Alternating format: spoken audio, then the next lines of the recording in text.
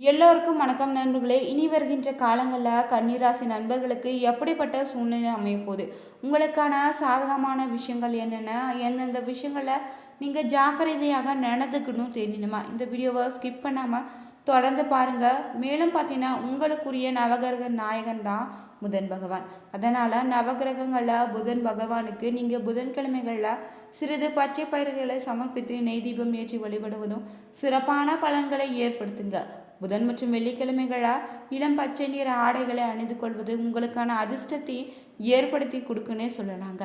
மேலும் இந்த பதிவில் தொடர்ந்து கன்னிராசி நண்பர்களுக்கு இனி வருகின்ற காலங்களில் எப்படி அமைய போகுதுன்னு தெளிவாக நம்ம பார்க்க போகிறோம். அதனால் ஸ்கிப் பண்ணாமல் இந்த வீடியோவை தொடர்ந்து வாங்க வீடியோக்குள்ளே போகலாம். கன்னிராசி நண்பர்களே, இந்த கன்னிராசியை பொறுத்த வரைக்கும் அவங்களோட வாழ்க்கையில் மிகப்பெரிய கஷ்டங்கள் எல்லாத்தையுமே அனுபவித்து, அந்த கஷ்டங்கள்லாம் இந்த ஆள் அனுபவிச்சானா அப்படின்னு பார்த்தா அப்படி தெரியவே தெரியாது. பார்த்தா குழந்த மாதிரி இருப்பாங்க. கேட்டால் கன்னிராசினா நீ ப்ளே பாய்ப்பா, கன்னிராசினா நீ ஜாலியான பர்சன்ப்பா அப்படின்னு சொல்லுவாங்க. ஆனால் அவங்களுடைய ஹிஸ்ட்ரி எடுத்து பார்த்தீங்க அப்படின்னா இவ்வளோ கஷ்டப்பட்ட மாதிரி யாருமே கஷ்டப்பட்டுருக்க மாட்டாங்க. வாழ்க்கையில் பல கஷ்டங்களை அனுபவித்து அந்த கஷ்டங்கள் மூலமாக நார்மலான இடத்துல கூட சிரிப்பாங்க. ஒரு கஷ்டத்தில் ஒருத்தர் சிரிக்கிறான் அப்படின்னா அவனை மாதிரி ஒரு மெச்சூரான ஆள் யாருமே கிடையாது. ஸோ அந்த அளவுக்கு மெச்சூராக இருக்கக்கூடியவங்க இந்த கன்னிராசி. ஆனால் பார்த்தா ஒரு விளையாட்டு பையன் மாதிரி தெரிவாங்க, விளையாட்டு குழந்தை மாதிரி தெரிவாங்க. சரியான இடத்துல சரியாக பேச மாட்டாங்க. ஒரு எப்படி சொல்கிறது, ஒரு மெச்சூரிட்டியே இல்லாத மாதிரி தெரிவாங்க இந்த கன்னிராசி பற்றி. ஆனால் இவங்க அளவுக்கு மெச்சூரிட்டி யாருமே கிடையாது. இவங்களுடைய பேச்சுக்கிட்ட தான் பலரும் நடப்பாங்க. ஆனால் இவங்க சொல்கிற மாதிரி இவங்க தான் சொல்லியிருப்பாங்களா அப்படின்னு நம்மளால் கண்டுபிடிக்கவே முடியாது. அந்தளவுக்கு பேக்ரவுண்ட் பேக் போனாக இருப்பாங்க இவங்க. ஸோ இந்த ராசியை பொறுத்த வரைக்கும் வரக்கூடிய நாட்களில் மிகப்பெரிய மகிழ்ச்சி கிடைக்கக்கூடிய நாட்கள். ஆனால் சின்ன சின்ன சிக்கல்களும் இருக்குது. அந்த சிக்கல்கள் பெரிய சிக்கல்லாம் கிடையாது. சின்ன சின்ன ஒரு தூக்கமின்மை, அதே மாதிரி உடல் ரீதியாக சின்ன சின்ன ஒரு மாற்றங்கள் தெரியுது. அதே மாதிரி தொழிலில் சின்ன சின்ன இறக்கங்களாக இருக்குது, சார் என்ன பண்ணுறதுனே தெரியல அப்படின்னு இருக்கவங்க.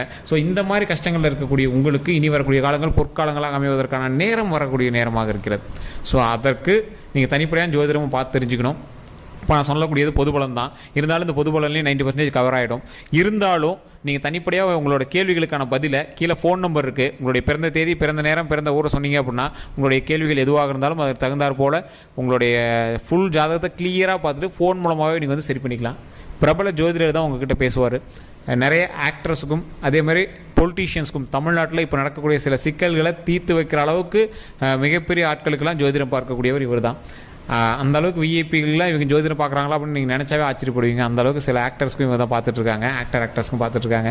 உங்களுக்கு வேணும் அப்படின்னா அந்த நம்பருக்கு ஜஸ்ட் நீங்கள் ஒரு ஃபோன் பண்ணிங்க அப்படின்னாவே போதுமானதுங்க. அதே மாதிரி இந்த ராசியினரை பொறுத்த வரைக்கும், இந்த கன்னி ராசியினரை பொறுத்த வரைக்கும் பலரும் குழந்தையாக நினைக்கக்கூடிய ஒரு ராசி. சரி, என்ன சார் குழந்தையாக நினைக்கக்கூடிய ராசி? அப்படி ஒன்றும் நாங்களாம் குழந்தை இல்லையே சார், என்ன சார் பெரிய இப்படிலாம் பேசுகிறீங்க, கன்னிராசினாவே எல்லாம் ப்ளே பாய்ங்கிறாங்க, நீங்களும் ஒரு மாதிரி பேசுகிறீங்க அப்படின்னு நீங்கள் நினைப்பீங்க. கன்னிராசி மாதிரி கஷ்டப்பட்டவனும் கிடையாது, கன்னிராசி மாதிரி ஜாலியாக இருந்தவனும் கிடையாது, கன்னிராசி மாதிரி சோகமாக இருந்தவனும் கிடையாது, கன்னிராசி மாதிரி சந்தோஷமாக இருந்தவனும் கிடையாது, கன்னிராசி மாதிரி அதிகமாக செலவு பண்ணவனும் கிடையாது, கன்னிராசி மாதிரி இப்போ சிக்கனமாக இருக்கிறவனும் கிடையாது, கன்னிராசி மாதிரி ஒருத்தன் அவ்வளோ ஜாலியாக சிரித்த முகத்தை பார்த்தவனும் கிடையாது, கன்னிராசி மாதிரி நடுவில் ஹாஸ்பிட்டலாக அலைஞ்சவனும் கிடையாது, கன்னிராசி மாதிரி ஹாஸ்பிட்டல் பக்கம் போகாதவனும் கிடையாது, கன்னிராசி மாதிரி கடந்த ஒரு வருஷமாக ஹாஸ்பிட்டலே உட்காந்துருந்தவனும் கிடையாது. இந்த மாதிரி இருக்கக்கூடியவங்க தான் அந்த கன்னிராசி. இது உண்மை அப்படின்னா மறக்காம கமெண்ட் செக்ஷனில் பற்றிவிடுங்க. சார், ஒரு குழந்தை மாதிரி இருந்த உங்களை ஒரு குறிப்பிட்ட ஒரு 2 வருடமாக வச்சு செஞ்சு அப்படியே போட்டு பெரட்டி விட்டுருச்சு. சார் என்ன சார் இப்படிலாம் சொல்கிறீங்க, ஒன்றும் அப்படிலாம் பெருசாக தெரியலங்கிறவங்க ஒரு பக்கம். இன்னொரு ரீதியான பர்சன்ஸ், சார் கண்டிப்பாக நீங்கள் சொல்கிறது உண்மை தான். சென்ற வருடத்தில் ஜனவரியிலேருந்து 2024 ஜனவரியிலேருந்து டிசம்பர் வரைக்கும் பார்த்தா பாதி நாள் ஹாஸ்பிட்டலே போயிடுச்சு சார். சில நாட்கள் ஹாஸ்பிட்டலில் போய் தங்கியிருக்கிற நிலைமையாக இருக்குது. ஆனால் கன்னிராசி பொறுத்த வரைக்கும் அவங்களுக்குமே சின்ன சின்ன ஆப்ரேஷன், ரத்த சம்மந்தப்பட்ட விஷயங்கள், குழந்தை பிறக்கிறது, இந்த மாதிரி ஏதோ ஒரு நல்ல விஷயமாக மாறி இருக்கலாம். இருந்தாலும் கன்னிராசி பொறுத்த வரைக்கும் எங்களோட தாய் தந்தையருக்காகவாவது இவங்க ஹாஸ்பிட்டல் போயிட்டு இருந்திருப்பாங்க. என்ன பண்ணுறதுனே தெரில சார், ஹாஸ்பிட்டலுக்கு செலவு பண்ணுற ரீதியாகவே இருக்குது. கடந்த அக்டோபர் சம்திங்கெல்லாம் பார்த்திங்கன்னா ஒரு 3 நாட்கள் கண்டிப்பாக ஹாஸ்பிட்டலில் இருந்திருப்பீங்க. இது உண்மை அப்படின்னா மறக்காம கமெண்ட் செக்ஷனில் பற்றி விடுங்க. உடல் ரீதியாக மன ரீதியாக பல கஷ்டங்களை அனுபவித்து மாத்திரை மருந்துகளில் நிறையாவே கஷ்டங்கள்லாம் அனுபவிச்சிருப்பீங்க. இந்த ராசியினரை பொறுத்த வரைக்கும் எவ்வளோ கஷ்டப்பட்டாங்களோ அவ்வளோ இனிமேல் நல்லா இருக்க போகிறாங்க. மறு உயிர் சார் உங்களுக்கு. போன வருஷத்தை பொறுத்த வரைக்கும் உங்களுக்கு மறு உயிர். உங்களுக்கு உண்மை சொல்லுங்கள், நீங்கள் போன வருஷத்தில் எப்படா தப்பிச்சு வந்தோன்னு உங்களுக்கே ஒரு கேள்விக்குறியாக இருக்கும். எப்படி அதில் மீண்டு வந்தோம், எப்படி அந்த பிரச்சனையிலேருந்து வெளியே வந்தோம் அப்படின்னு உங்களுக்கே யோசிக்கக்கூடிய உண்மையாக இருக்கும். இது உண்மை அப்படின்னா கமெண்ட் செக்ஷனில் பற்றி விடுங்க. அதே மாதிரி இந்த கன்னிராசியை பொறுத்த வரைக்கும் வாழ்நாளில் பல சாதனைகளை செய்யக்கூடிய ஒரு ராசி. அது சாதனையா அப்படின்னு உங்களுக்கே தெரியாது. என்ன சார் இப்படி ஒரு மாதிரி குழப்புறீங்க அப்படின்னு கேட்டிங்கன்னா, இந்த கன்னிராசியை பொறுத்த வரைக்கும் கல்வியில் மேலோங்கி இருப்பாங்க, ஒரு சிலரை தவிர. நீங்கள் வேணே வேண்டான்னு விட்டிங்கன்னா தான், மற்றபடி கல்வியில் வந்து நீங்கள் எப்பவுமே டாப்பில் தான் இருப்பீங்க. அதே மாதிரி உடல் ரீதியாக சில விஷயங்களில் உங்களை வந்து தனித்துவமாக கண்டுபிடிச்சிடலாம். சார் இவன் கலராக இருப்பான், சார் இவன் வந்து குள்ளையாக இருப்பான், சார் இவன் வந்து ஒரு பல்லு கொஞ்சம் இதாக இருக்கும், சார் இவனுக்கு முடி கொஞ்சம் இதாக இருக்கும். இந்த மாதிரி உடல் ரீதியாக உங்களை வந்து ஏதோ ஒரு சின்ன ஐடென்டிஃபிகேஷன் மூலமாக கண்டுபிடிச்சிருவாங்க.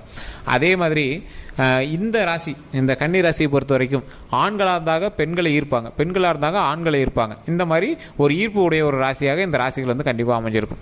அதே மாதிரி தொழில் செய்யக்கூடிய ஒரு ராசியாக இந்த ராசி வந்து அமைஞ்சிருக்கும். உங்களுக்கு வந்து தொழிலில் பெரிய மெச்சூரிட்டி இருக்காது, நீங்கள் சொல்கிற வேலையை செய்யக்கூடிய ஒரு ராசி தான் கன்னி ராசியை பொறுத்த வரைக்கும். ஒரு அதிகாரத்துவமான ராசி கிடையாது, ஒரு ஜாலியான பர்சன். எப்படி இருப்பான், ஜாலியான பர்சன்ட்ட வேலை பார்க்குறவனால தொழில் கரெக்டாக கொண்டு போக முடியாது பார்த்தீங்களா, அந்த மாதிரி ஒரு ராசி தான் இந்த கன்னி ராசி. ஆனால் பேக் போனாக இருப்பாங்க. உங்கள் கூட ஒரு குறிப்பிட்ட ராசி வந்து கரெக்டாக சிக்கிச்சு, உங்களோட கணவனோ மனைவியோ ஒரு குறிப்பிட்ட ராசி சிக்கிச்சு அப்படின்னா ஹைலைட்டு சார், பயங்கரமாக வாழலாம். அந்த மாதிரி ஒரு ஹைலைட்டான ஒரு வாழ்க்கையை வந்து வாழ வைக்கும். இந்த கன்னி ராசி எவ்வளோக்கு எவ்வளோ போன வருஷம் வந்து மருத்துவ செலவுகள் செஞ்சு கஷ்டப்பட்டாங்களோ அவ்வளோக்கு எவ்வளோ அதுக்கப்புறமேட்டு வந்து ஹாப்பியாக இருப்பாங்க. சார் என்ன சார் ஹாப்பி, உயிர் தப்பிச்சதே பெருசு. சார் நீங்கள் உயிர் தப்பிச்சதே பெரிய ஹாப்பி, போன வருஷம்லாம் பெரிய இது, நீங்கள் உயிர் தப்பிச்சிருக்கீங்க அப்படின்னா நீங்கள் கடவுளோட காலத்தொட்டு கும்பிடணும். ஸோ அந்த மாதிரி வந்து உங்களை வந்து தப்பிக்க வச்சிருக்கு அப்படின்னு தான் சொல்லணும். ஏன்னா இந்த கன்னிராசி பொறுத்த வரைக்கும் மருத்துவ செலவுகள் அதிகமாக பண்ணக்கூடிய ஒரு நேரமாக போன வருடங்கள் இருந்ததுங்க. ஸோ அதனால் நீங்கள் வந்து உங்களோட பிரச்சனையை அந்த பணத்தின் மூலமாக சரி செய்து விட்டீர்கள், மருத்துவ ரீதியான விஷயங்கள் மூலம் சரி செஞ்சிட்டீங்க, உயிரை காப்பாற்றிட்டீங்க. அதனால் பிரச்சனை கிடையாது. எல்லாரோட லைஃப்லேயும் வருஷத்துலங்கிற வாழ்க்கையில் ஒரு டைம் அந்த மாதிரி நடந்திருக்கும், அது உங்களுக்கு நடந்து முடிஞ்சிருச்சு. இதுக்கு மேலே வந்து உங்களுக்கு மகிழ்ச்சி சந்தோஷம் தான். உடல் ரீதியான உபாதைகளில் எது பண்ணாலும் ஃபஸ்ட் டாக்டர் பார்த்துணும், ஜோதிடத்தை நம்பிட்டு இருக்கக்கூடாது. அதனால் இருந்தாலும் இனி வரக்கூடிய காலங்களில் லைட்டாக ஒரு மாதிரி இருந்தது அப்படின்னாலும் டாக்டர் பார்த்துருங்க. ஸோ மற்றபடி ஜோதிடத்தை வந்து நம்பிட்டு இது பண்ணக்கூடாது. அது தெளிவாக டிஸ்க்ளைமராகவே நம்ம வந்து சொல்லிடலாம். சரிங்க. இந்த கன்னி ராசியை பொறுத்த வரைக்கும் குணாதிசயம் அப்படின்னு பார்த்தீங்கன்னா குழந்தையினுடைய மனப்பான்மை.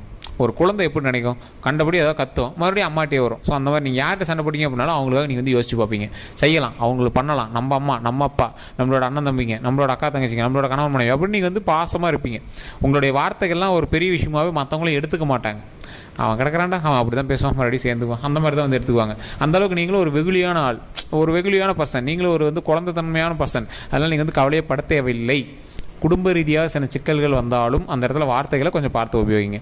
பேசிகிட்டே இருக்கிறவன் ஒருத்தன் வந்து திட்டிகிட்டே இருக்கிறான், ஏதோ ஒன்று பேசிகிட்டே இருக்கிறான் அப்படின்னா அவன் அப்படி தான்ப்பா அப்படின்னு போயிடுவாங்க. ஆனால் நீங்கள் வந்து யாரையுமே இது வரைக்கும் பேசாத ஒரு ஆள், நீங்கள் வந்து கடிஞ்சு யாரையும் வந்து குறை சொல்லாத ஒரு ஆள், உங்கள் மூலமாக ஏதாவது ஒரு வார்த்தை 1-2 பேசிட்டீங்க அப்படின்னா அது மென்ஷன் பண்ணுற மாதிரி பாயிண்டில் வச்சுக்கிற மாதிரி ஆகிடும். ஸோ அதனால் கொஞ்சம் பார்த்து வார்த்தைகளை விடுங்க, மற்றபடி ஒன்றும் ப்ராப்ளம் கிடையாது. அதே மாதிரி தொழில் ரீதியாக சில முன் எச்சரிக்கைகளாக நீங்கள் வந்து எடுத்து வச்சுருப்பீங்க, புதிய ஸ்டெப் வந்து எடுத்து வைப்பீங்க.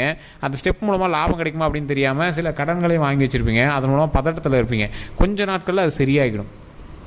இனி வரக்கூடிய நாட்களில் வருமானத்திற்கான நாட்கள், நல்ல லாபம் தருவதற்கான நாட்கள். அதனால் நீங்கள் பயப்பட தேவையில்லை. நீங்கள் கொஞ்சம் பார்த்து ஸ்டெப் வைக்கிறது மட்டும்தான் தேவையே தவிர மற்றபடி எந்த ஒரு கடனும் நீங்கள் வந்து மாட்டிட்டு முழிக்கணும் அப்படிங்கிற அவசியம் கிடையாது. இனி வரக்கூடிய காலங்கள் லாபம் தான் அதிகமாக கிடைக்கும், நீங்கள் பயப்பட தேவையில்லை. அதே மாதிரி இந்த ராசினர் கன்னி ராசியினர் பொறுத்த வரைக்கும் இனி வரக்கூடிய நாட்களில் ஒரு குறிப்பிட்ட 12 நாட்களில் நீங்கள் வணங்க வேண்டிய தெய்வமானது உங்களுடைய குலதெய்வம் மற்றும் நீங்கள் வணங்க வேண்டிய தெய்வமானது முக்கியமாக சொல்ல வேண்டிய ஒரு தெய்வம், அதாவது நீங்கள் முக்கியமாக வணங்க வேண்டிய ஒரு தெய்வம் அப்படின்னு பார்த்தீங்கன்னா ஹயக்ரீவர். சார் ஹயக்ரீவர் எதுக்கு வணங்கணும் சார்? இந்த ஹயக்ரீவரை வணங்குறதுனால கல்வி ரீதியான விஷயங்களை முன்னேறதுன்னு ஒரு பக்கம் இருக்குங்க.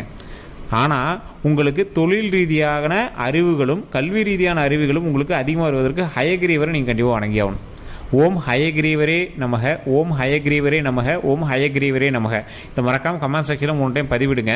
அதே மாதிரி ஃப்ரீ டைமில் வீட்டில் நீங்கள் வணங்கும் போது இந்த ஸ்கூலுக்கு போகிறவங்க, காலேஜுக்கு போகிறவங்க, தேர்வு எழுதுகிறவங்க, தொழில் தொடங்குறவங்க, கணக்கு ரீதியான விஷயங்களுக்கெல்லாம் நீங்கள் வந்து நிறையா லாபம் வரணும் அப்படின்னு நினைக்கிறீங்களா, அந்த ஹயக்ரீவரை வணங்குங்க.